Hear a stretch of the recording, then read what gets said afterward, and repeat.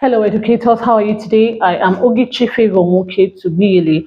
I am a global education consultant, serial entrepreneur. I have my expressions all over my pages on social media.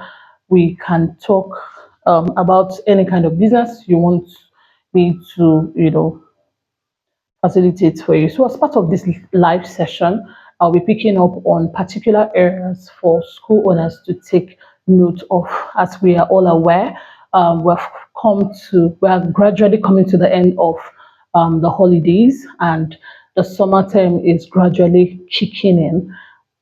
Some international schools will be resuming next week, while some others, like the Lagos-based schools, will be resuming on the 15th of September 2025.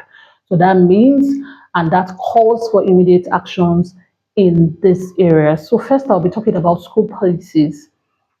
Before a new session comes up, as a school owner that is ready for particular change, you should review your school policy. If you don't have one yet, try to create one. If you can't create one, that's why we are consultants.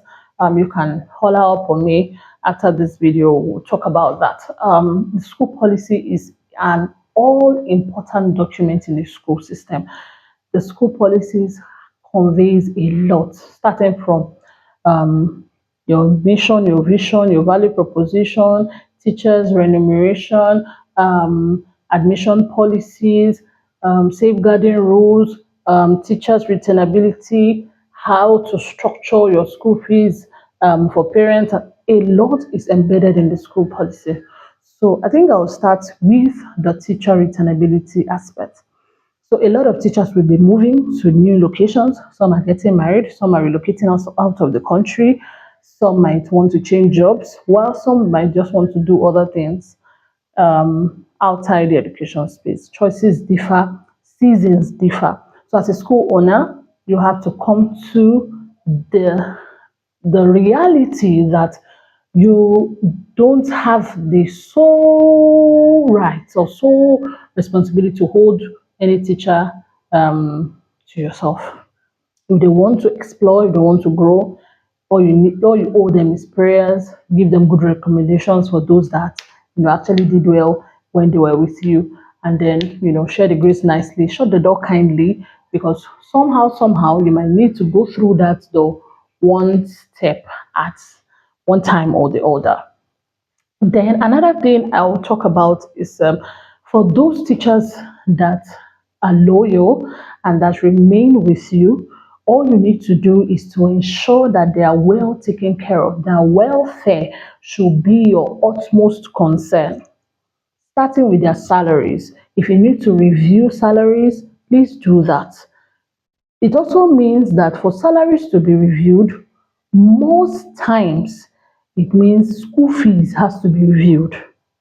So if you are charging a particular amount, of course, you know the way things are going on in the country and all of that, things are changing, prices are, fluctuating and all the likes.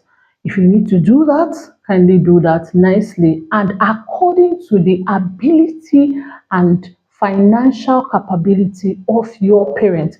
So you don't just come up and say, I want to increase. Maybe you're collecting 30,000 naira and you just start saying you want to start increasing it to 1 million naira. That's not realistic. So that's not realistic. So it's not advisable for you to do that. Then another thing you have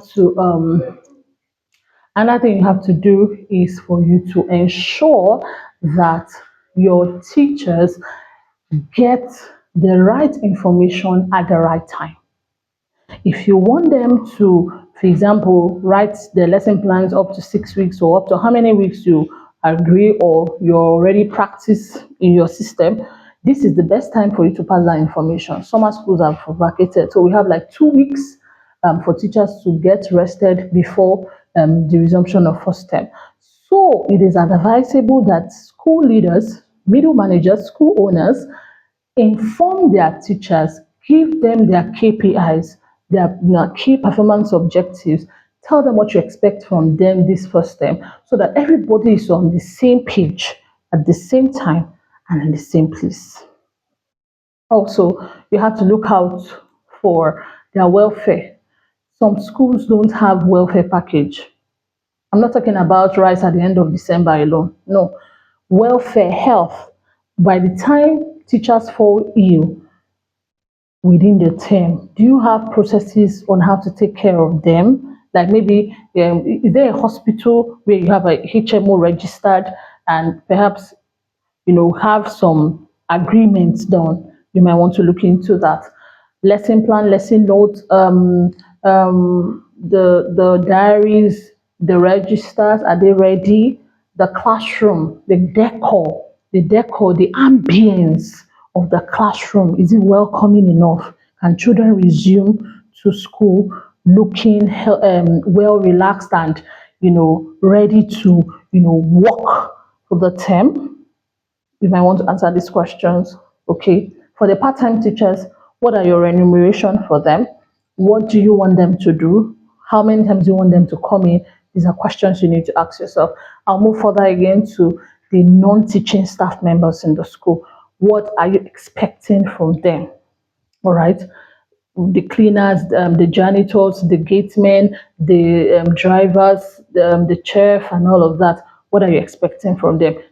Give out clear instructions, give out clear KPIs so that everybody is working within schedule. Okay, another thing is for you to know how to retain your customers, how to retain parents. It's very important for you to know how to retain your parents because your parents are the key players in your school system. Okay, so start talking about school fees collection, school fees policies. How do you want them paid? Do you want them paid in a particular percentage? Agree now and work towards it. Send your letters ahead and ensure that everybody is on the same page. Some of you still collect your school fees like peanuts. Perhaps you like your business to grow like that. But if you want to build a business that will outlive you, you have to ensure that you state out your school fees policy right at the start. So if you want your school fees to be paid at a particular at a particular time, you do so. If you want somebody to pay 60% of your school fees, then parents to pay 60% of your school fees, do that now. Put it in the letter. Let them know so that everybody is on the same page. If you like to collect your school fees like in bits, in different percentages, pass the newsletter, let everybody know, let them sign the memo, and let business be on ground. Now, for those of you that have schools in low income communities, I know some of these things might be sounding vague or might be sounding unrealistic, but you see, anything you put your mind to do in this life, you can achieve it. Why? If, for example, you have low income earners in your area or in your school, what do you need to do? If your school fees is, for example, 30,000 naira, which I don't even like to mention that kind of ridiculous amount, but that's an example, right? Now, in a term, we have 3 months in a term. All right. So for this new term, we have like September, October, November, December. But I'd like you to plan with September, October, and November. So now for that 30,000 naira school fees I'm giving as example, ensure that you share the school fees into three. Let the parents pay the first 10,000 naira. After some weeks, they pay the second one and the third one. By so doing, everybody will be on the same page at the same time, the same place, and no quarrels. For those of you in big schools, you know how we run it. Okay, some even go ahead to pay for the 3 terms for the whole school year. Yes, so some families are that good.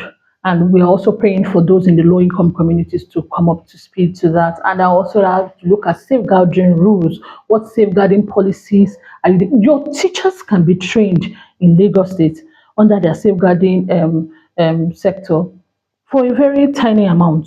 I can't remember the exact amount now. But if you need more information on that, you can, come up to me. And then you have to make up your mind to run a school that will transcend generations, a school that will outlive you. Some schools are already celebrating 40 years, 50 years, 60 years. Can you view your school to, be in the light of those kind of schools? If yes, it is possible. All right. Until I come your way again, thank you very much. And under this video, feel free to ask your question. Once again, I am Ogechi Favour Nwoke-Tugbiyele. I am a global education consultant, cum serial entrepreneur. Bye for now.